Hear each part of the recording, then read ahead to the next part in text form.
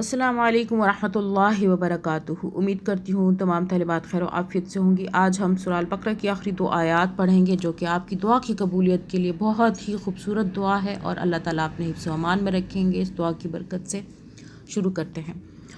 اعوذ باللہ من الشیطان الرجیم، بسم اللہ الرحمن الرحیم، اللہم صلی علی محمد وعلی آل محمد۔ آمن الرسول بما أنزل إليه من ربه والمؤمنون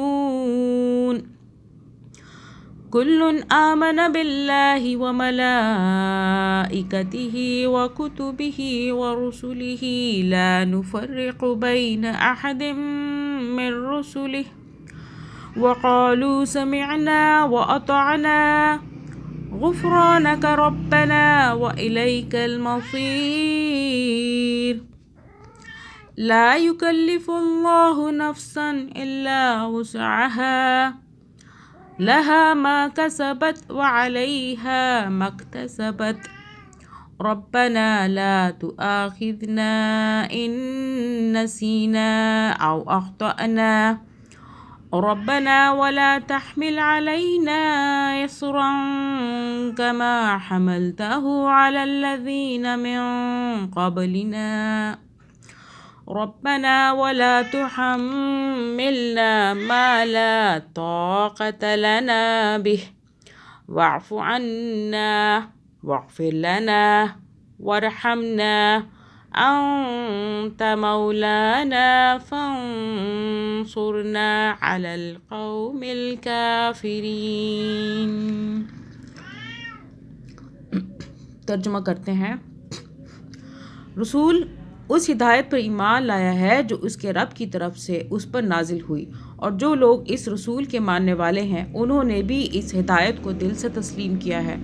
یہ سب اللہ اور اس کے فرشتوں اور اس کی کتابوں اور اس کے رسولوں کو مانتے ہیں، اور ان کا قول یہ ہے کہ ہم اللہ کے رسولوں کو ایک دوسرے سے الگ نہیں کرتے۔ ہم نے حکم سنا اور اطاعت قبول کی۔ مالک، ہم تجھ سے خطا بخشی کے طالب ہیں اور ہمیں تیری ہی طرف پلٹنا ہے۔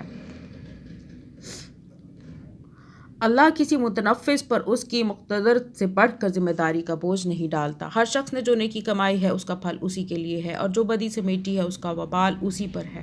ایمان لانے والو، تم یوں دعا کرو: اے ہمارے رب، ہم سے بھول چوک میں جو قصور ہو جائیں ان پر گرفت نہ کر۔ مالک، ہم پر جو بوجھ نہ ڈال، مالک ہم پر وہ بوجھ نہ ڈال جو تو نے ہم سے پہلے لوگوں پر ڈالے تھے۔ پروردگار، جس بار کو اٹھانے کی ہم میں طاقت نہیں ہے وہ ہم پر نہ رکھ۔ ہمارے ساتھ نرمی کر، ہم سے درگزر فرما، ہم پر رحم کر، تو ہمارا مولا ہے، کافروں کے مقابلے میں ہماری مدد کر۔ اللہم صلی علی محمد وعلی آل محمد۔